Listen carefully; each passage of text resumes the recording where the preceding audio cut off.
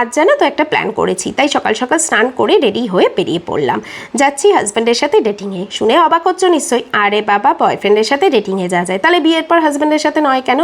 যাই হোক, বয়ফ্রেন্ডই তো হাজব্যান্ড হয়েছে, তাহলে চলো তার সাথেই ডেটিংয়ে যাওয়া যাক। আর আমার হাজব্যান্ডকে দেখো, রামগরুরের ছানা, হাসতে তাদের মানা, মুখে তার হাসি নেই। যাই হোক, ট্রেন থেকে নেমে যেতে যেতেই নাকচম্পা গাছটাকে দেখে দাঁড়িয়ে গিয়েছিলাম। এর ফুলগুলো দেখতে না দারুণ লাগে, তাই একটু ভিডিও করছিলাম। তারপর সোজা চলে এলাম হলদিরামে। বিয়ের আগে জানো তো প্রচুরবার আমরা হলদিরামে এসছি, টাইম স্পেন্ড করেছি। আর আমার আনরোম্যান্টিক হাজব্যান্ডকে দেখো 7 মাইল দূরে গিয়ে বসেছে।